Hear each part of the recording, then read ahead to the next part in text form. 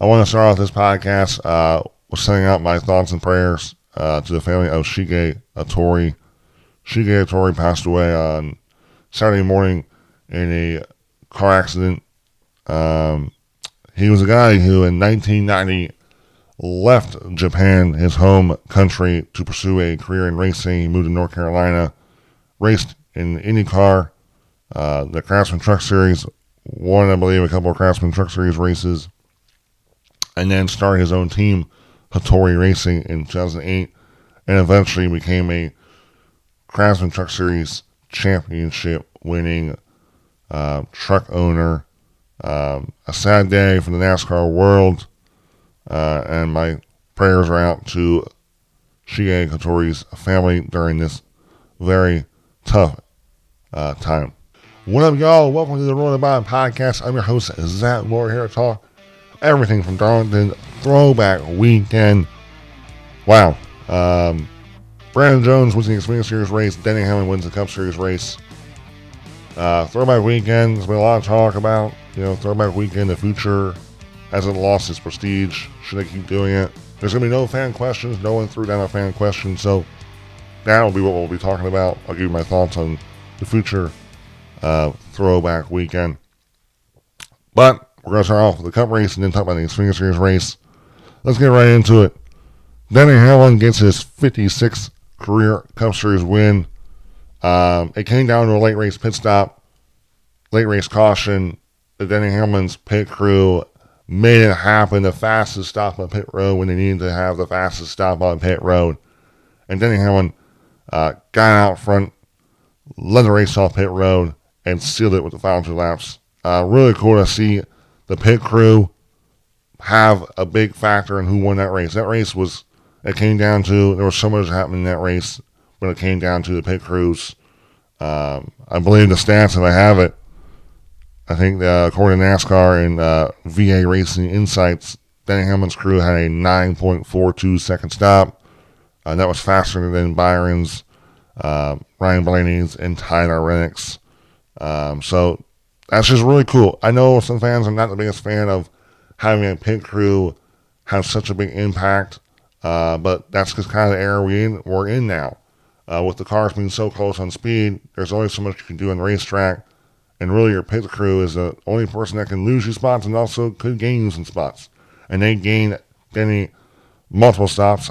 I think he was around third or fourth at the time before that late race caution, and Hamlin's team had a chance to gain him P1, and they did, and it paid off. And I love that the pit crews are getting a lot more recognition too.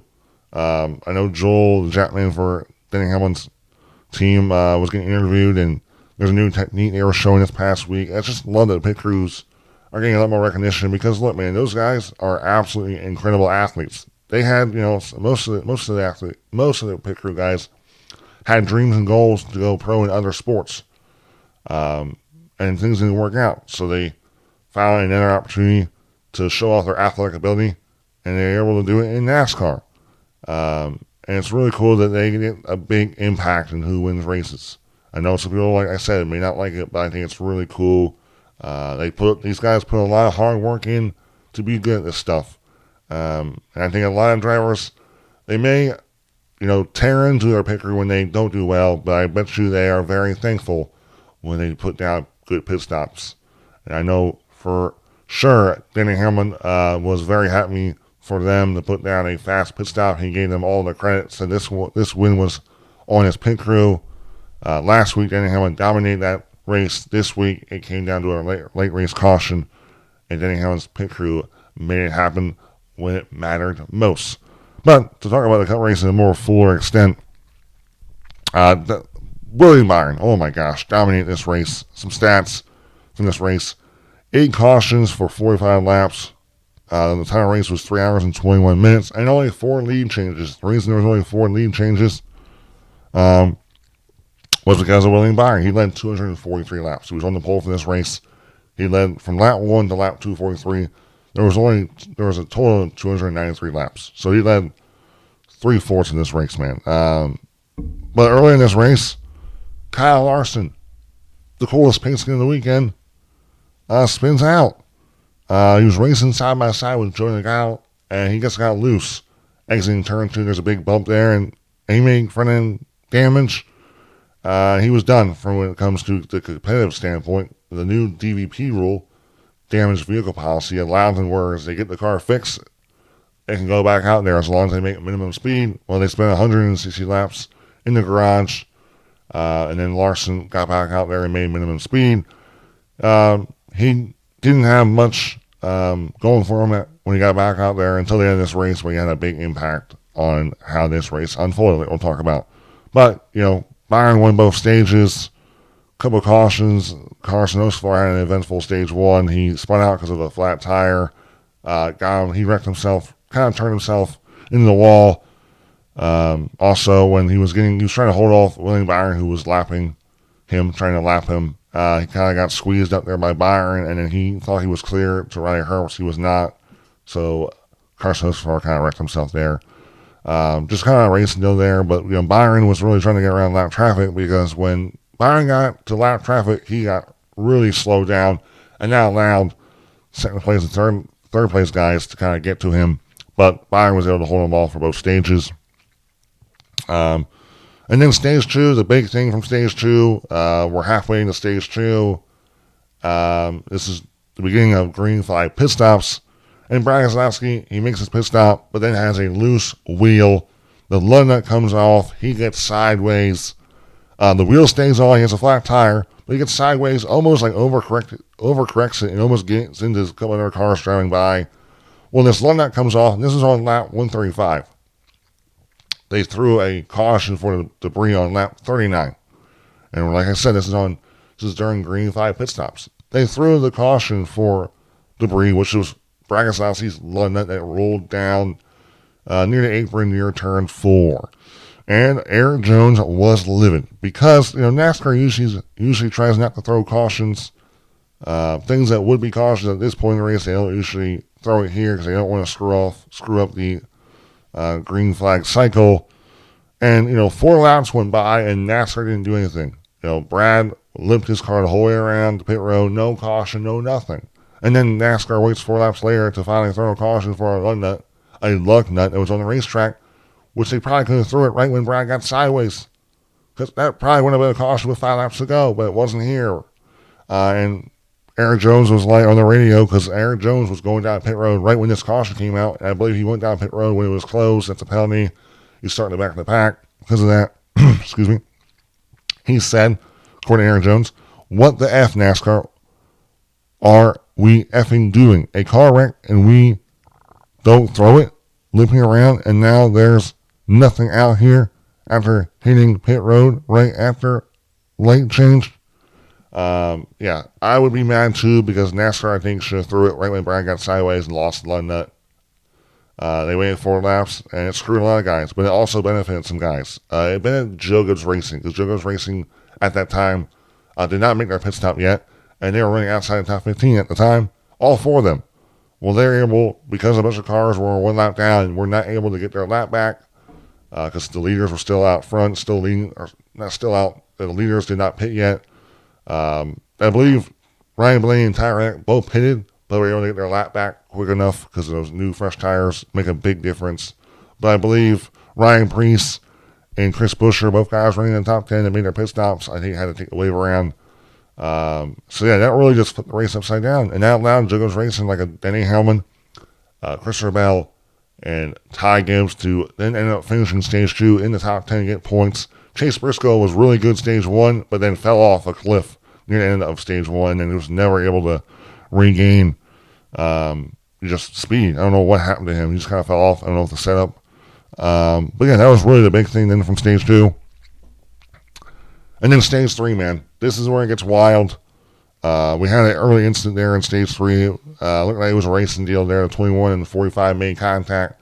The 21 went spinning in the inside wall. This was the exit of turn 2. Looked like the 45 was kind of coming down the banking. He was towards the wall. The 21 was coming up the banking. Exit of turn 2. It was kind of a racing deal there. Looked like Barry was not putting so much blame on Tyler Reddick there. He just kind of said it was a racing deal there. So I don't think that was not that big of a deal. It was still a big deal. I mean, it really ruined Josh Berry's top 10 type day. But he seems okay because he's got a lot of speed. I think he's just happy to have speed. And right now I think the 21 is showing me at least that they are going to be legit contenders week in and week out to run competitively, especially in the top 10. Well, then really what it led to, they went back green, and Byron's still leading this race. And really, people were like, "Oh, can Byron lead every single lap?" Well, the only way Byron can really do that is if a caution came out and he was still leader. Because no one's going to gamble on tires here because tires are so valuable. But green flag pit stops happen, and this is where we saw some drivers like Tyler Reddick, Christopher Bell. They short pitted William Byron. They pitted before him, and tires are valuable, like I said. So they got out there and got their tires, four tires, and got back out on the racetrack and were able to put down some blazing laps while William Byron was still out there for a couple laps. So they were able to short pit Byron and gain time. So they got closer to William Byron. I believe when Reddick pitted, that was 4 laps later is when William Byron pitted. So Tyler Reddick was able to put 4 fast laps while William Byron was putting 4 slow laps on older tires, and that's allowed Reddick to jump William Byron. He passed William Byron through the pit stops. Also, Bell did. And then William Byron, there, at that time, there's a lot of lap traffic going on, bunch of cars pitting, coming on the racetrack, and Byron really struggled. Really struggled. Was not able to pass Bell for second. Reddick was able to really gap his lead there, about good 3 seconds from Byron. We saw Hamlin run long there, but we also saw Ryan Blaney run the longest. Ryan Blaney, I'm not sure how many laps he ran, but he ran probably close to maybe 8 more laps, maybe 10 more laps. I could be totally wrong, but he ran the longest. And he got back out there, and really all we see is, to make it quick and sweet, I mean, Blaney was, multiple tenths faster than Bell, Reddick. He was faster than all of them, and his car was handling great. He didn't have to run them towards the wall. He could go to the bottom of the racetrack, just passing cars with ease. Like, easily, he was the best car at the end of this race. He passed cars so easy. Probably the best we've seen a car drive all day. And he just passed all the cars. I mean, he passed Bell. Reddick got around lap traffic. Reddick kind of got held up from some lap traffic that cost him some time, probably. But, Ryan had the better, tire advantage. And then we ended up seeing Blaney get around. I think it was Bell there, and he had no lap cars in front of him. It was just him and Reddick, excuse me. It was Blaney and Reddick. And Blaney, and I believe it was like in 2 laps, Blaney got to Reddick. I mean, he was knocking off half a second a lap. I mean, just blazing fast. Anyway, I believe around 4 laps ago, they get side by side in turn 2. And right when Blaney passes Reddick, they make contact, and Reddick makes contact into the wall. Reddick got loose there. Made contact into the wall. And around that same time, Kyle Larson, who's 160 laps down, is running right behind Reddick. And he pretty much checks up, slows up, and Bubba is right behind Larson. And Bubba doesn't check up soon enough, so Bubba runs into the back of Larson, and Larson goes spinning. And that was like literally the same accident that Larson had on lap 5. Larson has with 4 laps to go. And then right there was a caution. Man, it was just so crazy that, how that happened. Blaney puts on a masterclass drive just for it all go to waste pretty much, and now come down to a pit stop like we just talked about.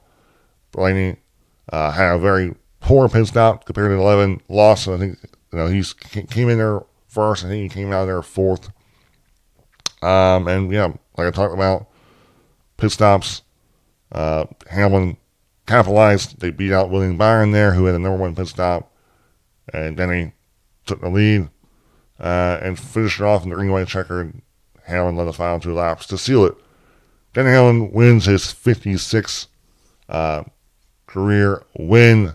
I know some fans were bringing up how they were blaming Bubba Wallace for wrecking Kyle Larson there, but the SMT data pretty much shows that Larson slowed down or braked a lot more aggressively than what Bubba was ready for. It was just a racing deal. Larson trying to avoid Rennick, not trying to get into Rennick's deal there.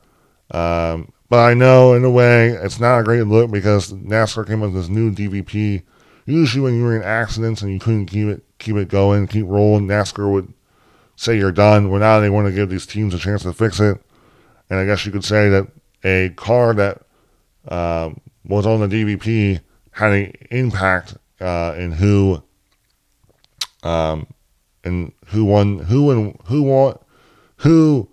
won and lost this race. But to me, I don't think there was a mechanical issue with Larson. He just slowed down because he wasn't trying to get into the Rennick. So, but I guess you can say that a DVP car, a damaged vehicle policy car that was a damaged vehicle car, had an impact in the end of this race. But we run down some of the running order here. Hamlin first, Byron second, third, Christopher Bell, fourth, Tyler Reddick, Ryan Blaney finished fifth, sixth, Chris Buescher, seventh, Ross Chastain, eighth, Chase Elliott, ninth, Ty Gibbs, 10th, Kyle Busch, good top 10 for Kyle Busch, 11th, Austin Cindric, 12th, Zane Smith, Joey finished 13th, Todd Gilliland 14th. I'll keep rolling down here. Bubba Wallace finished 21st. Excuse me.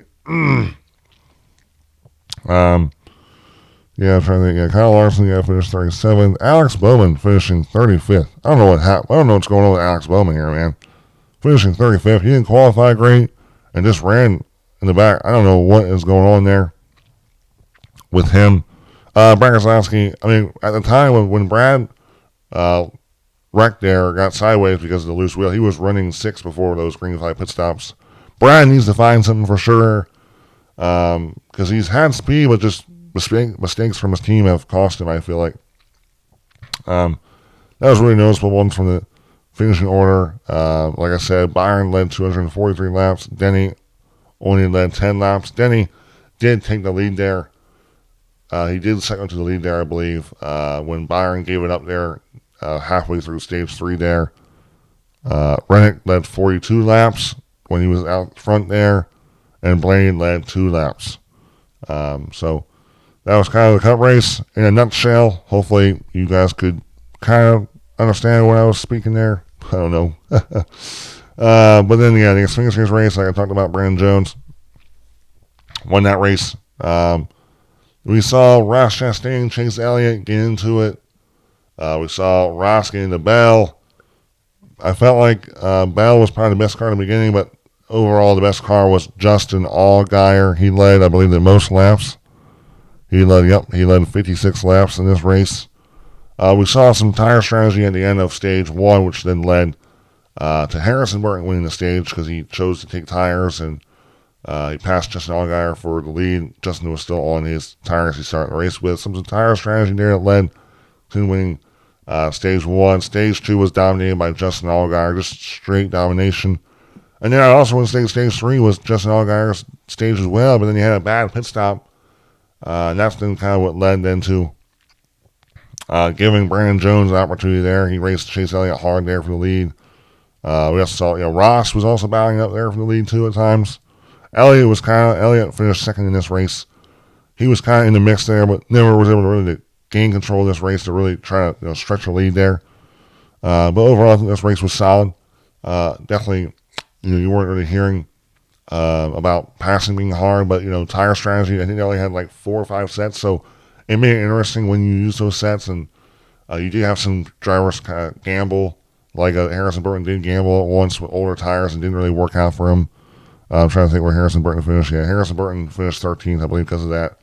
Top 10 was Brandon Jones first, second Chase Elliott, third Justin Allgaier, fourth Ross Chastain, fifth Carson Kvapil, sixth Kyle Zilch, seventh Christian Eckes, eighth Nick Sanchez, ninth Sammy Smith, 10th Sheldon Creed, Jesse Love, 11th Ryan Seed, 12th, 13th Harrison Burton, 14th Sam Mayer, Jed Burton, 15th Austin Hill, 16th.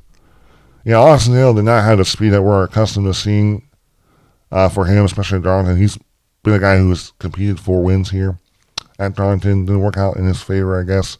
Christopher Bell had contact there with Ross near the end of this race that led to him. He had like a tire rub there.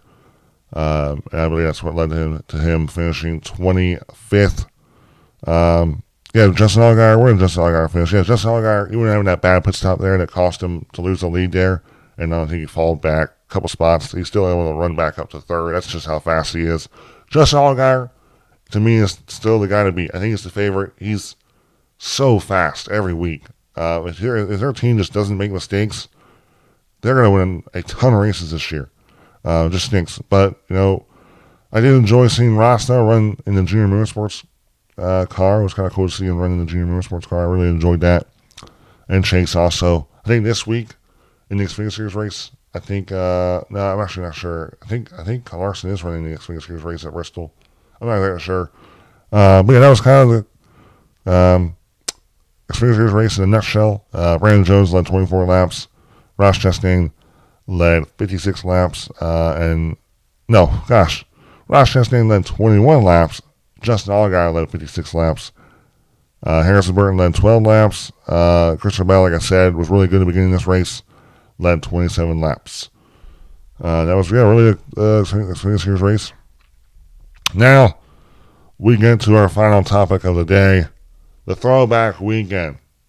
So the Throwback Weekend started back in 2015.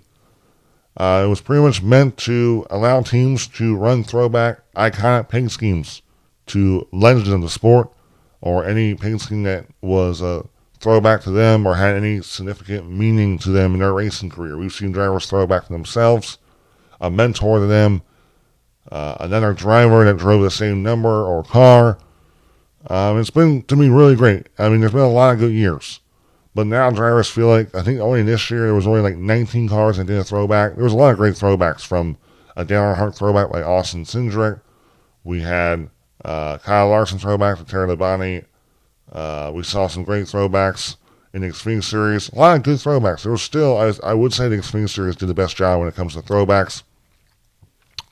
But some drivers, like Chase Elliott said, he feels like the Throwback Weekend got old 4 to 5 years ago. He said, not to be a downer, if we kept doing it down the road, we're going to be throwing it back. To me in 2018. I think we've rode the horse to death. That's when Chase Elliott was asked about the Throwback Weekend. Dalton Hopkins, I think he's a reporter for French Stretch, got that quote. Another one from Dalton. This is from Kyle Busch's perspective on Throwback Weekend. I feel like the fans really love it, and even if some drivers may think it's a little bit overblown or whatever, it's not for us. It's for the people in the grandstands. And I love that perspective for Kyle, because I think you're right. I think it's a Throwback Weekend. It's for the fans to be able to hopefully see a scheme that maybe when they watched when they were younger, depending on how old they are, to kind of reminisce of those days. And also, I think Brad Keselowski was bringing up on social media, on X, that he saw it was in the fan zone. A lot of fans are wearing older racing gear. So the fans were really playing into it. And I think, to me, when it comes to Darlington, they're celebrating 75 years. It's an older track than NASCAR. I think it also creates great value for fans. Darlington, they got the Throwback Weekend and they got the Southern 500. So I think the Throwback Weekend is a great thing. Now, William Byron also thinks it's run its course. I feel, this is what he said, I feel like between 40 cars, you cover most of the paint schemes at some point. I think maybe something you bring back every few years, maybe it's just getting a bit repetitive. I mean, when it comes to Chase Elliott bringing up that they'll be throwing back to his car in 2018, I mean, William Byron did throw back to Jeff Gordon's final ride car that was from 2015, about 10 years ago. So, I mean, you're getting closer and closer to it, and I get it. But also, I think there's one thing I thought was interesting from Jeff Gluck, that he brought up that back then, the sponsors were on the car every week. Now, you're only getting a primary sponsor for 2-3 races a year. So, I don't think that one sponsor who's going to be your primary sponsor for a couple races wants to sacrifice their main, logo or colors or font for Throwback Weekend. I think they want to keep their scheme as original, because they're only getting so many races to promote. They're only getting so many races to promote their brand. So they get like an older logo. it's not representing the brand the way they want it to be. So I think you have to think about it, that, there's a lot of sponsors now in NASCAR, a lot of primary sponsors. The sponsor isn't consistent, so some sponsors may not really want to get involved and really go hard into that throwback weekend because of their lack of primary sponsors. They want to keep their brand the way they want it, the best way they feel they can promote their company or so. So, overall, I don't think it's run its course. I do, I think you just have to have the teams that want to buy into it. I don't think NASCAR will take it away. I hope they keep it because I do think it's cool. I always enjoy, my longest top 5 paint scheme video I've done so far doing these top 5 paint schemes was this weekend. It was a 5-minute video because I did, it was only 5 schemes, but I really wanted to let people know what year they were from, the background to it. So I love NASCAR's history. And I want, newer fans to know that, because NASCAR is a very rich history, 77 years of NASCAR history. And I think it's good to have a weekend, like a throwback weekend, to show the history of NASCAR. Now look, I wouldn't mind if maybe NASCAR allows the teams to put the number back to the original spot. Maybe that would allow sponsors to buy in more. Because I think it also would help the throwbacks to look better. That's just my opinion. Some people are saying that maybe they should just do it for the All-Star Weekend at North Wilkesboro. There's a lot of ways they can go about this throwback weekend, but for me, I enjoy it. Even though not all the teams get involved, there's still enough for me. So personally, I love Throwback Weekend. I hope they continue to do it, but we'll just see when next year's schedule comes out if it's going to be a Throwback Weekend. But overall, guys, that was a podcast. Hope you guys enjoyed. Please give me your feedback. I love doing these. I'm going to keep doing them. I love it. Great week at racing. Bristol this coming weekend. I'll be interested to see if this tire, it's the same tire they've been running. The spring race last year was insane. Tires were falling off every 40 laps. We also did have the fall race where we had no tire fall off. So it'll be interesting to see what type of race we get in the Cup race. But all 3 series are this weekend. Trucks, Xfinity Cup. I believe Larson is doing the triple, I believe. I think Larson's running the truck race, the Xfinity Series race, and the Cup race. So can Larson sweep the weekend? Will be fun storyline to follow. Overall, like I said, thank you guys for watching. See you next week, baby. And stay tuned to a bunch of content from me this week. Woo!